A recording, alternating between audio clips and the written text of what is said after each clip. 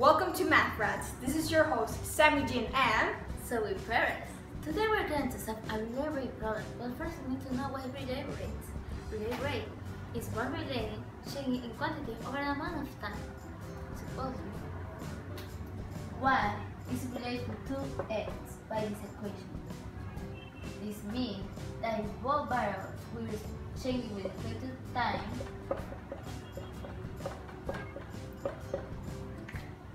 the rate of change of both will be also changing. Therefore, the rate of change of y with respect to time will be related to twice the rate of change of x with respect to time. now that we know what is related rate, let's do a problem. And we're back. So, here is our relay rate problem. A cylinder is leaking water, but you are never to determine at what rate. The cylinder has a height of 3 meters and a radius of 3 meters. Find the rate at which the water is leaking out of the cylinder. If the rate at which the height is decreasing is 50 centimeters per minute, when the height is 1 meter. So the first step to solving this problem is to sketch the problem and write out all the givens.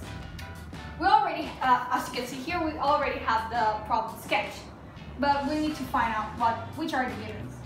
As we can see from the problem, we know that the radius of the cylinder is 3 meters. We also know that the height is 3 meters and that the height of the water is decreasing at a rate of 15 centimeters per minute, which will mean that the change in height with respect to time is equal to 15 centimeters per minute, which is negative because water is leaking out of the cylinder. And since most of our givens are placed in meters, we must also change it to meters, which will then be equivalent to negative 0.15 meters per minute. What we want to find out in this equation is the rate at which water is leaking out of the cylinder. So that will mean a change in volume. Therefore, what we will need to find is the change in volume with respect to time. After we know all our givens, the next step is to figure out an equation that relates to our variables of the change in height and the change in volume.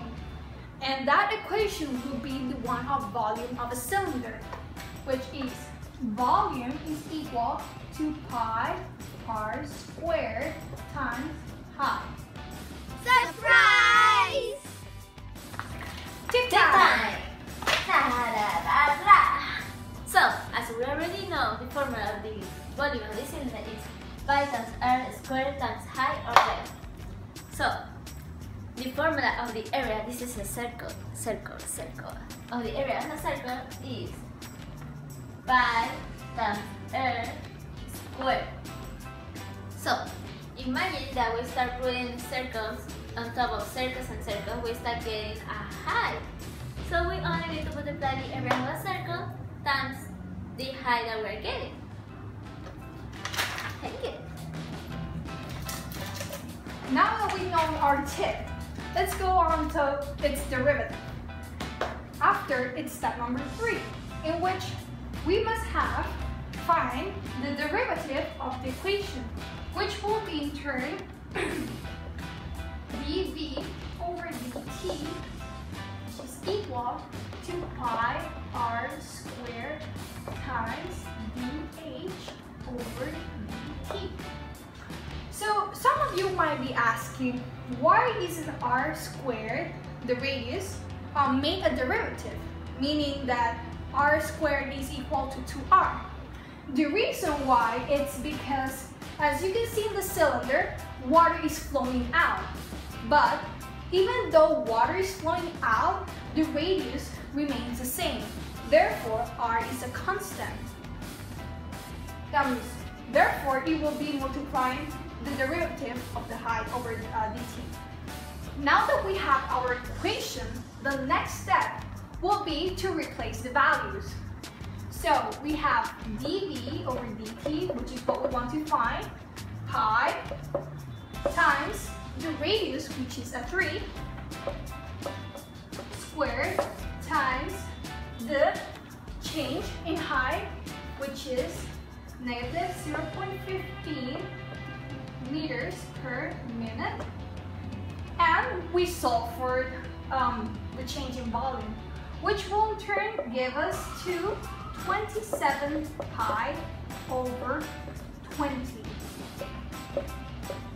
Changing it to a standard form, it will approximately give us an answer of 4.24 meters cubed per minute. And that's how you find the answer to this problem.